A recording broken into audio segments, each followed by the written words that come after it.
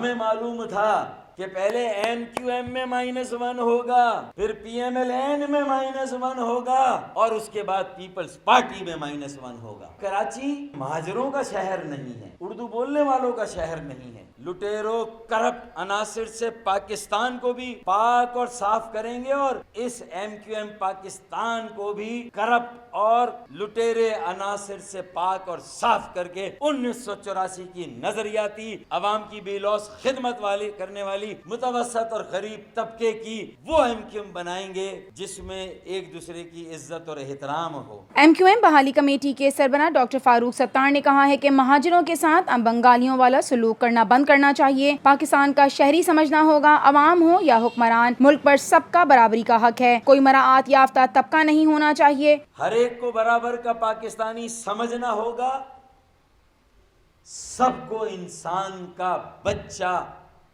बनना होगा,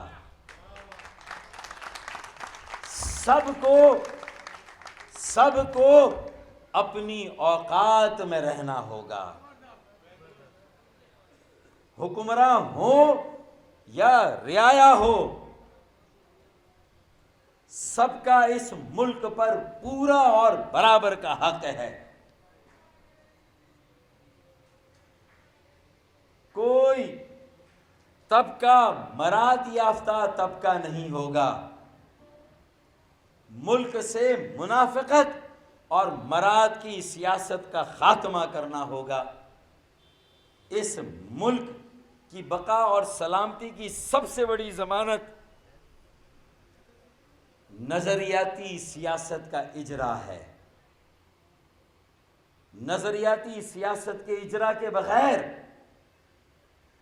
मफादात की सियासत रहेगी। मुल्क में लूट मार, बंदर बाट और करप्ट सियासी कल्चर की हुक्मरानी कायम और दायम रहेगी। हमें पता था कि MQM से -1 के बाद मुस्लिम लीग नून और पीपल्स पार्टी के साथ भी यही होना है। मुल्क में 10 साल फौजी आमरीत और 10 साल सियासी आमरीत रहती है, जमहूरियत नहीं आती। इन ख्यालात का इजहार उन्होंने APMSO की 41वीं यौम तासीस की तकरीब से खिताब करते हुए किया। हमें मालूम था कि पहले MQM में -1 होगा, फिर PMLN में -1 होगा और उसके बाद पीपल्स पार्टी में -1 होगा। जब पनामा लीक्स का मसला नहीं था, जब मेगा मनी लॉन्ड्रिंग का केस दूर दूर तक नहीं था और हम अकेले हमें धोबी पाट मारे जा रहे थे, हमें बार बार धोया जा रहा था, तो हम ये कहते थे कि मैं आज जद पे अगर हूं तू खुशगुमा ना हो। मैं पीपल्स पार्टी वालों से भी कहता था, PMLN वालों से भी कहता था कि मैं आज जद पे अगर हूं तू खुशगुमा ना हो। चराग सबके बुझेंगे, हवा किसी की नहीं। उन्होंने कहा कि मुझे MQM से करप्शन के खात्मे की पादाश में हटाया गया, लेकिन मैं बता देना चाहता हूं कि जिस तरह बड़े बड़ों पर बुरा वक्त आया है और कोई नहीं बचेगा, तो मुझे हटाने वाले भी नहीं बचेंगे। जो मुझे मेरी बुनियादी रुकनियत से हटाए जाने का मामला है, वो भी पार्टी में करप्शन के खात्मे और सख्त एहतसाब की मैंने बात की, तो मेरा यही गुनाह है। मैंने एहतसाब की बात की, करप्शन की बात की, तो उसकी पादाश में मेरे 35 साल के मेरे रुफ़का ने, मेरे सियासी भाइयों ने जो मेरे साथ किया, तो फिर जब कोई ना बचेगा तो फिर क्या वो समझ रहे हैं कि वो बच जाएंगे क्या? हैं?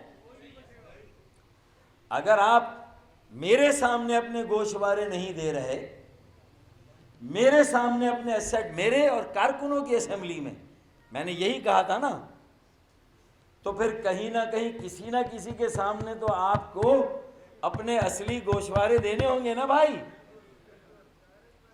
बकरे की मां कब तक खैर मनाएगी?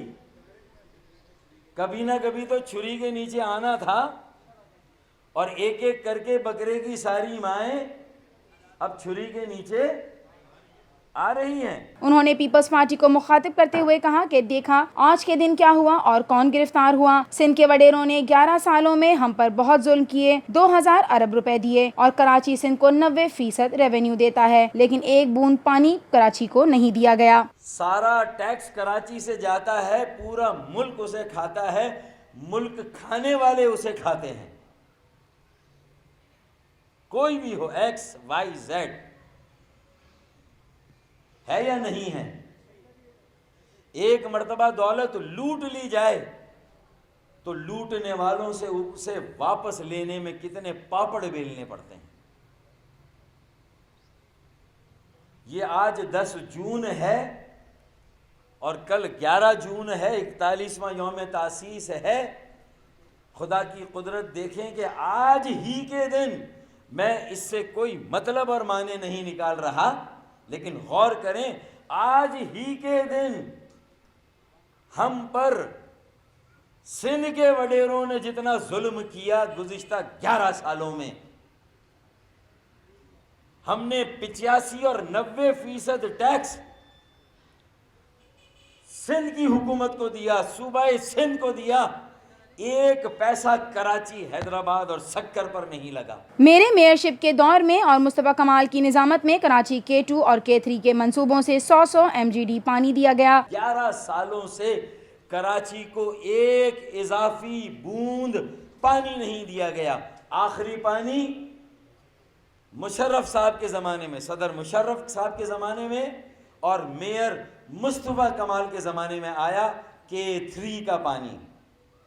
और उससे पहले जब मैं बल्दियाती वजीर था और मेयर था तो K2 का इजाफी पानी 100 मिलियन गैलन यौमिया इजाफी पानी या तो मेरे वजारत और मेयरशिप के ज़माने में आया या मुस्तफा कमाल की मेयरशिप और सदर मुशर्रफ की सदारत के ज़माने में आया। फारूक सत्तार ने कहा कि हमने पाकिस्तान बनाया और हम इसे बचा रहे हैं और ये अमल जारी रहेगा। कराची की मुआशी सरगर्मियां बहाल करे बगैर मुमकिन नहीं कि पाकिस्तान मुश्किल से निकल सके। मुल्क को मुस्तहकम और मजबूत करने के लिए सबके साथ यकसा सलूक करना होगा। बलोच, सराइकियों, महाजिरों के साथ बंगालियों वाला सलूक बंद करना होगा। कराची महाजिरों का नहीं, पूरे पाकिस्तानियों का और हर जबान बोलने वालों का शहर है। हम ये भी बता दें कि इस वक्त मुल्क जिस माशी बहरान की दलदल में फंसा हुआ है, कराची में माशी सरगर्मियों को बहाल किए बगैर, कराची में सरमायाकारी के अमल को बहाल किए बगैर ये मुमकिन नहीं है कि पाकिस्तान इस माशी दलदल से निकल सके। इस मर्तबा हम डॉलर आज बेकाबू होकर पहले आसमान पर बैठा है। इस बजट के बाद वो 7वें आसमान पर बैठकर हमारा मुंह चढ़ा रहा होगा।